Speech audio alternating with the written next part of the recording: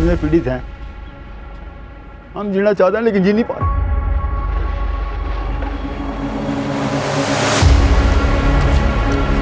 ये मेरे पीछे दिल्ली या गाजीपुर का पहाड़ नहीं है, ये मुजफ्फरनगर का कूड़े का पहाड़ है। और यहाँ आसपास चारों तरफ पेपर मिल्स है और इन मिलों के ऊपर से धुआं निकल रहा है और धुएं का गुबार जो पूरे गांव में फैलता है, जो पूरे खेतों में फैलता है।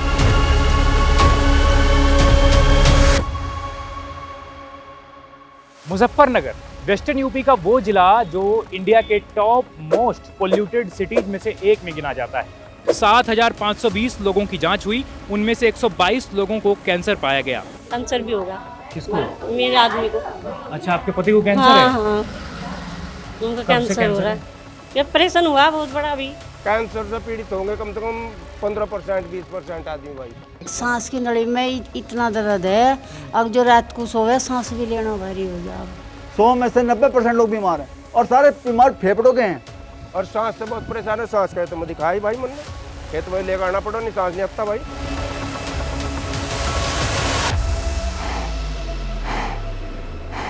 ये चिमनियां देख रहे हैं आप, ये चिमनियां कभी नहीं रुकती। अंदर प्रोडक्शन चलता रहता है, मुनाफा बढ़ता रहता है, लेकिन इनसे जो निकलता है PM 2.5, SO2, फ्लाई ऐश, ये जाता है उन गांव में, उन लोगों के फेफड़ों में जिनका इन प्रोडक्शन से कोई लेना देना नहीं है। और इस जहरीली हवा में हर साल लाखों लोगों की उम्र 5 साल तक घट रही है। यहाँ के लोग यहाँ की नदियों को कैंसर रिवर बुलाते हैं। मुजफ्फरनगर के पास के गांव में पिछले 5 सालों में 71 से ज़्यादा मौत कैंसर से हुई। यहाँ के लोगों ने इस जहर से बचने का एक ही रास्ता निकाला, माइग्रेशन यानी पलायन। क्योंकि आसपास के लोग, गांव के लोग अपनी ज़मीन छोड़कर जा रहे हैं, अपना घर बार छोड़कर जा रहे हैं, क्योंकि यहाँ रहने का मतलब है बीमारी और मौत। मखियाली गांव इससे, ये मखियाली सामने, ये गांव। और ये कौन सा? चांदपुर। ये चांदपुर दिखाई नहीं दे रहा है धुएं में। धुएं में गांव नहीं दिखा दे रहा। ना धुएं में गांव नहीं दिखाई दे रहा। आते जाते रास्ते में जो भी लोग हमें मिल रहे हैं, सब हमें यही बता रहे हैं कि भाई साहब हमारा बहुत बुरा हाल है। हमारे गांव मैं आपको घर खाली दिखा दूंगा। घर खाली हो गया कहीं? सुन लो, चाचा कह रहे हैं कि आसपास जितने घर खाली हैं, जो किसान दिखा घर दूंगा छोड़ के चले गए हैं, ऐसा नहीं कि बता ही रहे हैं और कुछ ना। तो आप हमें साथ में लेके चलो, हाँ, हमें साथ घुमाओ। में चलो, मेरी आओ। आ जाओ। आप बाइक से हैं आप? हाँ, तो बाइक से ही चले हम भी। हाँ बैठ लो। नहीं, मेरे साथ बैठ लो। थोड़ी दूर है तो मैं चलेंगे अभी बाइक से। 1 मिनट रुक जाओ बस।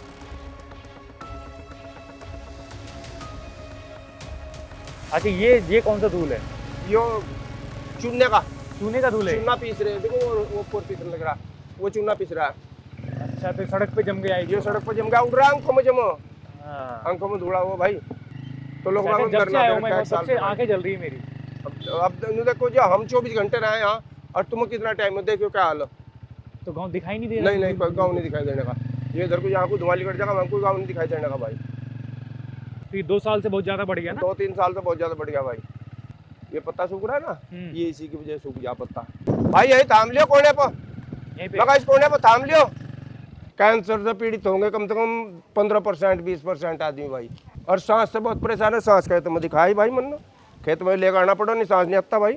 हम जीना चाहते हैं लेकिन जी नहीं पा रहे। किससे कहें, कुछ समझ नहीं आ रहा। अब गुस्सा इतना आ रहा है कि हम मरने वाले तो है नहीं। एक आदमी अपनी संपत्ति बेच कर अपना इलाज कराने पर मजबूर है। कोई गरीब आदमी किसी पास नहीं है कुछ, तो वो कैसे करेगा? जीने का अधिकार नहीं है इसका। अभी कल एक्सरे कराया, दोनों फेफड़े खराब हैं, सांस लेना मुश्किल हो रहा है। और ये प्रदूषण देख रहे हैं आप, कितना प्रदूषण है। चांदपुर मखियाली का जीना हराम हो गया। मैं तो ये कहना चाहता हूँ कि कोई भी जनप्रतिनिधि किसी पार्टी का हो, किसी भी धर्म का हो, में इससे मतलब नहीं है। हमारे गांव में चांदपुर मखियाली में वोट मांगने ना घुसे तो ज़्यादा बेहतर रहेगा। अब की बार हम किसी को सारे लोग वोट नहीं देंगे। मैं बेड पर पड़ा रहा 4 साल लगातार। मेरे 2 फेफड़े में नली लगी हुई थी। और अगर विश्वास ना हो, कोई कहते भाई ये है, मैं भी दिखा दे रहा हूँ आपको। ये देख सकते हो आप, ये निशान है नली के। 2 नाली लगी हुई थी मेरे। यहाँ का जीवन इतना खराब हो गया कि हम ना तो खुली हवा में सो सकते हैं, ना बैठ सकते हैं, ना बात कर सकते हैं। अगर खेत में काम करने जाएंगे तो हमें सांस नहीं आता। इसके अलावा जो है एक चीज़ और है कि यहाँ गंदे नाले हैं 2-3, उनमें रात में इतना प्रदूषित जल ये प्रवाहित करते हैं उन नालों में। हाँ, नालों में प्रदूषित जल इतना प्रवाहित करते हैं कि उसमें जो है ना तो कोई वाटर लेवल भी ख़त्म, मेरे ठीक पीछे पेपर मिल है और देखिए यहाँ पे हवा के साथ साथ पानी में किस तरह जहर घोला जा रहा है। और ये वही पानी है जो इन खेतों के नीचे जा रहा है, ये वही पानी है जो इस गांव के पूरे गांव के नलों के नीचे है। वही पानी कुछ लोग इसे फ़िल्टर करके पीते हैं, कुछ ऐसे ही पीते हैं, जिनके पास नहीं है साधन वो ऐसे ऐसे ही पीते हैं, ऐसे ही नहाते हैं इसमें। तो देखिए ये इतना बड़ा स्कैम है कि मैं अभी एक पाइप पे खड़ा हूँ और हमारे साथ योगेश जी हैं। योगेश जी ज़रा समझाइए कि ये जो है पानी ये बिल्कुल पेपर मिल के अंदर से आ रहा है। ये पानी जो है पेपर मिल के अंदर से आ रहे हैं हाँ। और हर पेपर मिल के सामने जो है अंदर से 2 पाइप 3 पाइप जो है निकले हुए हैं। और उसमें जो है दिन में तो थोड़ी मात्रा में प्रदूषित आता है, लेकिन रात में तो पूरी रात जो है इनमें प्रदूषित जल पूरी तरह से प्रवाहित होता है। अच्छा सर, मेरे सामने जो ढेर है किस चीज़ का ढेर है जरा बताएंगे? और बगल में कचरा जो रखा हुआ है वो क्या है? जो कचरा है ये गाजीपुर बॉर्डर से, दिल्ली से और आपका जो है पंजाब से, देहरादून से, मुरादाबाद से, लखनऊ से, इतनी दूर से ये कचरा जो है ईंधन के रूप में आ रहा है, जिसे ये आरडीएफ का नाम दे रहे हैं। लेकिन ये आरडीएफ नहीं, ये टोटल नगर पालिका का कचरा है। गिल्ला भी है और इसमें कुत्ते, बिल्ली और बहुत सी ऐसी चीज़ें हैं, इलेक्ट्रॉनिक सामान भी इसमें है, वो सारा का सारा ये ईंधन के रूप में जला रहे हैं। अब हम घर के अंदर आ गए हैं, वो घर के अंदर देखेंगे और जानेंगे उन्हीं से जिनसे घर चलता है। अभी अभी यहाँ को धोया और यहाँ भी पूरा काला ये टपता है, लड़की का ये भर रखा था स्विमिंग पूल, इसमें इतनी बिल्कुल काला हो रहा था, इसमें कुछ नहीं दिखाई दे अच्छा, ये रहा बच्चों के लिए रखा है, ये भी काला हो गया। ये भी काला हो गया। अब देखो यहाँ पर देखो कितनी रखी है। यहाँ पर सुबह से 2 बार झाड़ू लगा ली और फिर भी यहाँ पर देखो कितनी रखी है। देखो अब ये सा देखो ऐसा देखो यो, अगर हम इसमें हमने 2 बार झाड़ू लगा ली यहाँ सुबह से, ये देखो क्या इतनी राखी है या इस तरह की राखी पूरा दिन आती है यहाँ से। बताओ घंटेवार झाड़ू लगाएंगे क्या यहाँ से? ऐसे आती है, ऐसे ही इतनी। ये सब वही फैक्ट्री से ही आ रहा है। फैक्ट्री से आता है यो। क्या दिखा रही बाबू आप? देखो क्या है ये? धूल। राखी टेबल पे भी है। धूल है। तो धूल पूरे आंगन में रहता है? हाँ, रसोई में भी रहता है, सब जगह रहता है। रसोई में भी रहता है धूल? खाने में भी जाती है, खाने के पास भी? यहाँ इस गांव के किसानों की, लोगों की हालत इतनी ज़्यादा ख़राब है कि मैं जब आया और जब इनको पता चला कि मैं प्रदूषण पे बात करने वाला हूँ, पोल्यूशन पे बात करने वाला हूँ, तो जितने लोग हैं आसपास के सब अपना घर काम धंधा छोड़ के सब मेरे पास आ गए कि भैया हमारी सुन लो। इतनी ज़्यादा ही तकलीफ में है। अधिकारी भी इनसे मिले हुए हैं, अधिकारी भी इनकी बिल्कुल भी बात नहीं सुनते। तो मैं पूछना चाहता हूँ उन अधिकारियों से कि आप जो आते हैं फाइलों में वेरी गुड रिमार्क्स लिख के चले जाते हैं, क्या आप कभी इस गाँव में आए हैं? क्या आप कभी किसान से मिले हैं जिसका फसल बर्बाद हो गया? क्या आप उस इंसान से मिले जिसको कैंसर हो चुका है, 3 साल से वो कैंसर से जूझ रहा है, उसके घर में क्या हालत है? आप मिल आए, आप मिल में घूमे, देखा कि सब ठीक है, कोई दिक्कत नहीं है, मिल से ही वापस चले गए, वापस जाके इसी कूलर में जाके बैठ गए। आपको आना चाहिए एक बार ये गांव, ये मुजफ्फरनगर का मखियाली गांव। आइए, मिलिए उन लोगों से, उस बाप से मिलिए जिसके बेटे की शादी नहीं हो रही है। क्यों? क्योंकि कोई बाप अपनी लड़की देने को तैयार नहीं है इस गाँव के लड़के को कि उसकी शादी हो सके। तो एक बार आइए, मेरी आपसे बहुत ज़्यादा दरख्वास्त है, नम्र निवेदन है आपसे कि आप आइए एक बार इस गांव में घूमिए, उन लोगों से मिलिए, किसानों से मिलिए और पूछिए कि उनके घर में दाल रोटी है नहीं है, क्या दिक्कत है, क्या तकलीफ़ है, सांस ले रहे हैं कि नहीं। यार जीने की आज़ादी बेसिक फैसिलिटीज़ में आती है। जो जब भी हमारा सिविलाइजेशन बना था तो सबसे पहले यही बात रखी गई थी कि जीने का हक सबको होना चाहिए। इनको क्यों नहीं है, इन गाँव वालों को क्यों नहीं है? आइए एक बार पूछिए आप। कैंसर है, कैंसर भी होगा किसको? मेरे आदमी को। अच्छा, आपके पति को कैंसर है? हाँ, उनका कब से कैंसर हो कैंसर रहा है? है। ये ऑपरेशन हुआ बहुत बड़ा अभी। कब पता चला इस बात का? साल भर हो गया? हाँ, 1-1.5 साल से हो गया, कम से कम 6 महीने हो गए उनका ऑपरेशन हुए का। अभी भी सही नहीं है, दर्द सा उठा रहा है पेट में, कभी कुछ हो रहा है, कभी ऐसे ही परेशान ही बस। कोई पूछने आया जब आपको पता चला कैंसर का? तो कोई आया मिलने आपसे? कोई अधिकारी, कोई सिस्टम का आदमी? कोई नहीं कोई नहीं मिलने आया। अब तक भी पता नहीं लिया किसी ने। 2 दिन तो मर लिए भाई, अब कोई मरे को पता लेने आ कुछ गांव छोड़ तो कभी आपको ऐसा मन हुआ कि मैं भी छोड़ के चला जाऊं? हाँ, मन तो करो पर क्या करे, कहाँ जा। जब कोई ना लेना तो जाने का। बिना मकान में कोई लेते, जमीन नहीं लेता कोई। इन बंद घरों के पीछे एक कहानी है। वो परिवार जो कभी यहाँ रहते थे वो ये गांव छोड़ के चले गए। क्यों गए? क्या शहर में या किसी दूसरे गांव में उन्हें कोई बेहतर मौका मिला, कोई अच्छी अपॉर्चुनिटी मिली? नहीं। इसका जवाब है नहीं। वो इसलिए गए क्योंकि इस गांव में रहना खतरनाक हो गया था। 1 महीना हो गया। 1 महीना हो गया। क्यों छोड़ी? भाई साहब आप देख लो यहाँ क्या रहने के लिए वातावरण है क्या, जल खराब हो गया और वायु प्रदूषण देख लो। मैं बीमार आदमी हूँ, तो मैंने बहुत संघर्ष किया, कई बार सोचा, मीटिंग में भी गया कि भाई कोई समाधान हो। जब देखा कोई समाधान नहीं हो रहा तो फिर मैंने यहाँ से पलायन करना ही सही समझा।